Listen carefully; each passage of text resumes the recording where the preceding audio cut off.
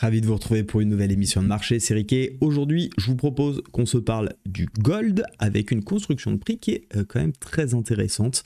On a eu une accélération baissière suite à ma vidéo d'ailleurs de lundi. Lundi, j'avais un plan, je ne sais pas si vous vous souvenez pour ceux qui étaient avec moi, ceux qui regardaient la vidéo, on en a reparlé pendant les lives également.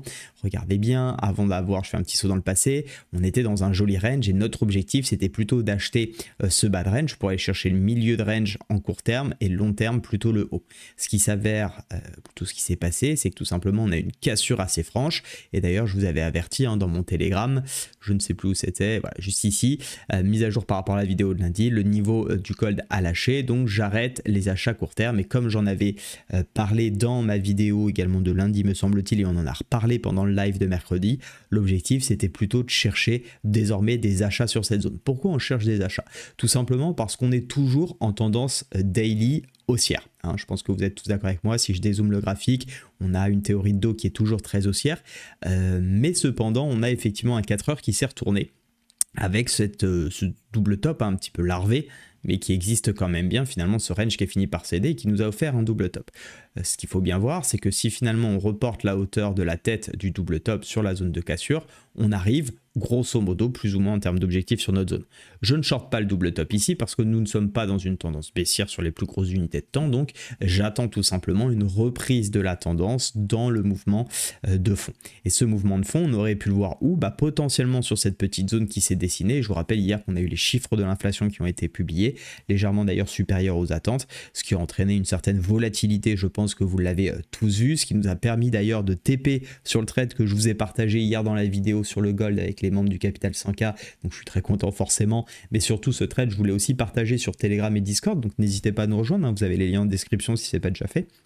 Et donc, on a eu de la volatilité et sur cette zone, regardez ce qu'on a pu observer. Alors, on va aller le voir dans toutes les unités de temps parce que de toute façon, forcément, c'est un peu le système des poupées russes.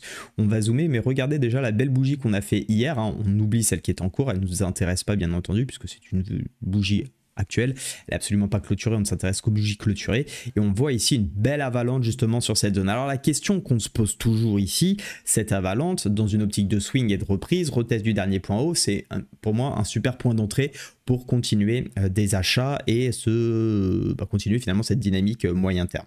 Maintenant, si on rentre dans le court terme, on peut aussi se dire très bien, ok, on vient dans cette zone, mais ne serait-ce pas un pullback de notre double top? Et c'est ça la question sur laquelle on va essayer de jouer. Bien évidemment, c'est deux échelles de temps différentes.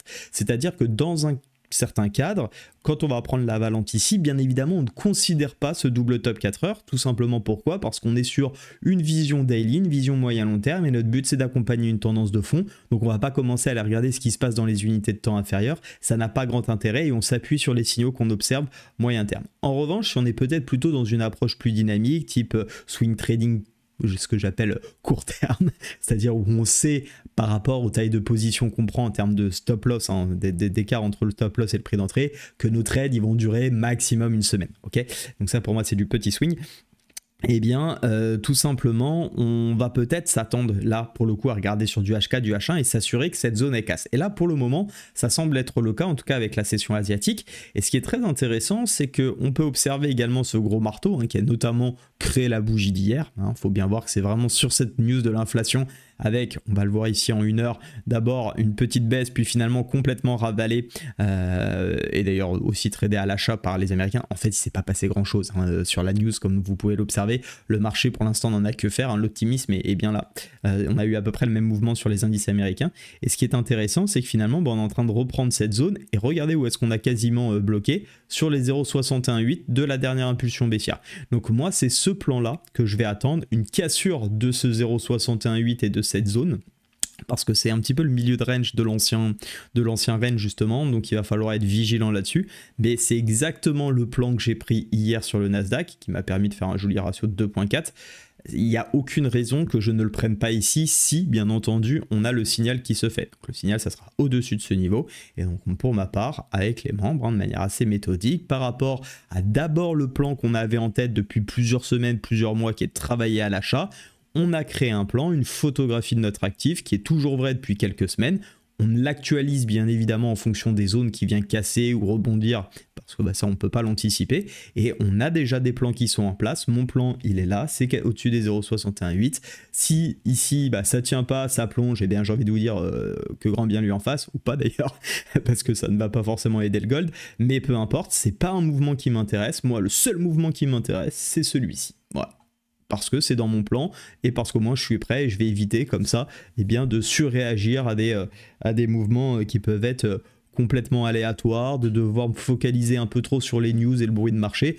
Si on s'en fie, exemple typique hier avec l'inflation, je pense que vous l'avez tous vu, l'inflation est légèrement supérieure aux attentes, c'est pas forcément très bon pour la baisse des taux.